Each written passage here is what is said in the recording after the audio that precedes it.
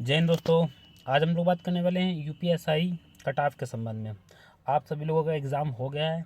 अब सबसे बड़ी समस्या सब लोगों के माइंड में ये कन्फ्यूज़न है कि कट ऑफ कितनी जाएगी, कितने में सिलेक्शन होगा, कितने में नहीं होगा, किन को रनिंग करनी चाहिए कि नहीं करनी चाहिए।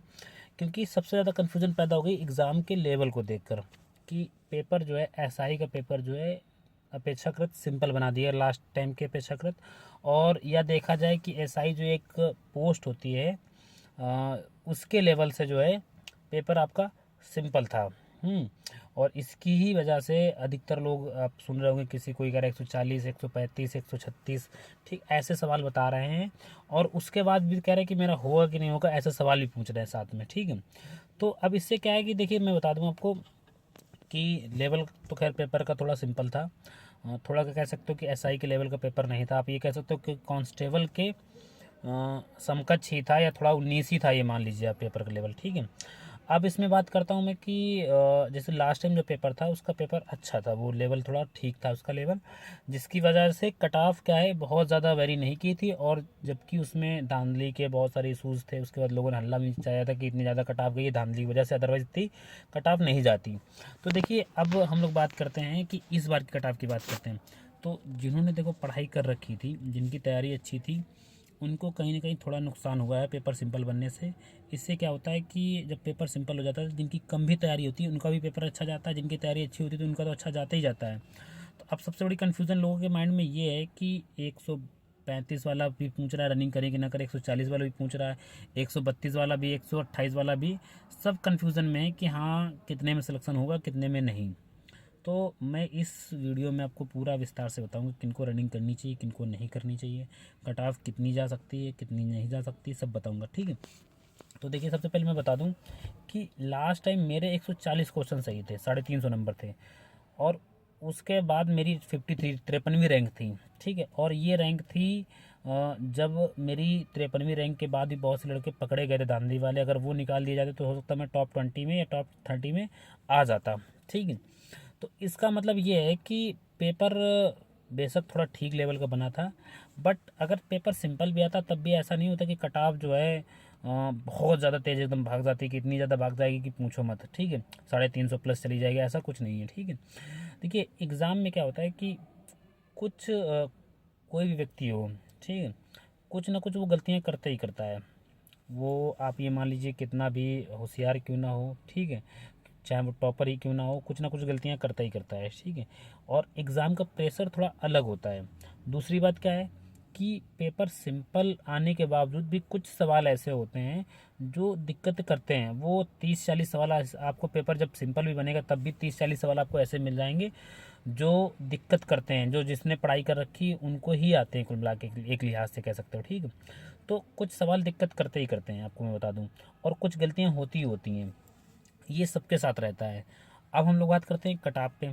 तो देखिए आपकी कट ऑफ जो है मैं बताऊं आपको, ये आपकी जो फाइनल में बता रहा हूँ कट ऑफ, आपकी रनिंग की नहीं बता रहा हूँ। रनिंग के लिए तो मैं आपको बता दूंगा ओबीसी, ईडब्ल्यूएस और जर्नल।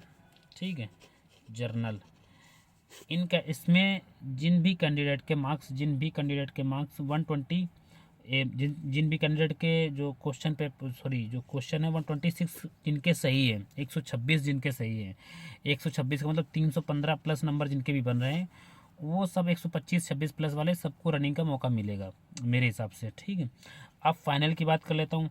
फाइनल कटाव आपकी जाएगी, जर्नल की मैं बात करता हूँ, 134 प्लस माइनस 2, यानी कि 130 से लेके 135 के बीच में आपकी, 131 से लेके 135 के बीच में आपकी रहेगी। ठीक है, क्योंकि वैकेंसी कम है इस बार आपकी, पेपर का लेवल भी थोड़ा सिंपल है, तो कुछ तो कट ऑफ वेरी करेगी, ये तो कंफर्म है। ठीक है, 10-12 सवाल तो पिछले बार की अपेक्षा, मतलब 25-30 नंबर तो आपके सवाल बढ़ सकते हैं कट ऑफ। उसके पीछे रीज़न यही है कि वैकेंसी भी कम है और पेपर का लेवल भी आपका अपेक्षाकृत थोड़ा सिंपल आया हुआ है। तो जिन भी कैंडिडेट के 130 प्लस है जर्नल में, वो अपने आप को एक प्रकार से सेफ माने। ठीक है, 132 प्लस जिनके भी हैं वो अपने आप को सेफ माने। ओबीसी की बात करता हूँ तो 130 प्लस वाला उसका हो जाएगा। ठीक है, 130 प्लस का मतलब आप जान रहे हैं कि 325 नंबर। ठीक है, 325 से 30 के आसपास आपकी जो है ओबीसी कट ऑफ रहेगी, और 335 के आसपास, 34-35 के आसपास आपकी जनरल की कट ऑफ रहेगी। फिर 100 लगभग जो है 129 के आसपास आपकी, यानी 122 के आस 322 के आसपास या 320-22 के आसपास आपकी EWS की कट ऑफ रहेगी। फाइनल कट ऑफ की बात कर रहा हूँ मैं। और SC की आपकी रहेगी 305 के आसपास कट ऑफ आपकी। जो लास्ट टाइम जनरल की गई थी वो लगभग इस बार SC की रहेगी मेरे हिसाब से, ठीक है। इसके बाद ST की बात करता हूँ तो 110 क्वेश्चन, यानी कि 275 नंबर जिसके भी हैं, 275 से 80 के बीच में जिसके भी हैं, वो जर्नल में सेफ है आराम से, ST में क्या है, वो सेफ है, उसका आराम से हो जाएगा।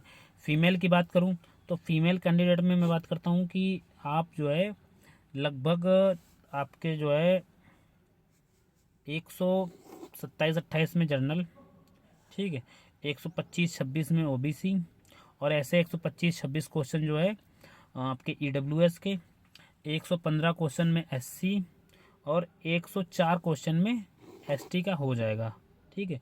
ये मैं आपको बता रहा हूँ पूरा। और कटाप भी आप इसको रखिएगा, इसी के आसपास इर्द गिर्द रहेगी। नंबर वाइज मैं फिर से बता दे रहा हूँ आपको। जर्नल की आपकी जो है रहेगी 335, फाइनल में बता रहा हूँ, ठीक है।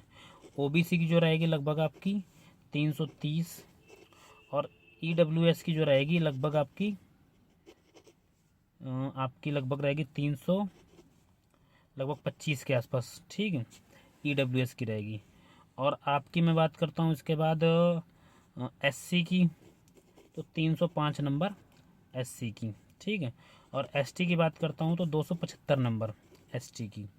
अब मैं बात करता हूँ अगर महिलाओं की, तो लगभग इनमें क्या है कि 15 नंबर कम कर दो, यानी 320 जनरल महिलाओं की, 315 के आसपास OBC महिलाओं की, 305 के आसपास आपकी रहेगी, 310 के आसपास रहेगी आपकी EWS की। ST की बात करूं तो ये लगभग आपकी लगभग रहेगी 280 के आसपास या 285 के आसपास, ठीक है, आपकी रहेगी महिलाओं की। और ST की बात करता हूँ तो इसमें महिलाओं के ST की कम कट ऑफ जाती है, लगभग रहेगी आपकी 260 नंबर के आसपास, 250-60 नंबर रहेगी, ठीक है। ये आपकी कट ऑफ रहने वाली है। तो जिन भी कैंडिडेट के नंबर इसके आसपास है उन्हें फिजिकल की तैयारी करनी चाहिए। सेकेंड क्या है कि फिजिकल में आपको 1 घंटा ही टाइम देना है, ठीक है। साथ में ही आप अपने आगे की तैयारी भी करते रहिए। आपके नंबर अच्छे भी हों देन तब भी आपको तैयारी करते रहनी चाहिए। जब तक कि आपका कहीं फाइनल सिलेक्शन ना हो जाए तब तक आपको तैयारी नहीं बंद करनी चाहिए। मेरी राय जो रहती है, रेगुलरिटी आपकी ज़रूरी है रहनी, क्योंकि इससे फ़ायदा ये मिलता है कि इन केस कभी कोई बात होती है या वैकेंसी लेट होती है तो कहीं और आपके पास और सारे ऑप्शन मिल सकते हैं। तो मेरी यही राय है कि जिन भी कैंडिडेट के मार्क्स जो मैंने बताया इसके आसपास हैं वो अपना तैयारी भी करते रहें, प्लस साथ में रनिंग की फिजिकल की भी तैयारी करते रहें, और स्टडी भी कंटिन्यू रखे रहें अपनी, ठीक है। Thank you.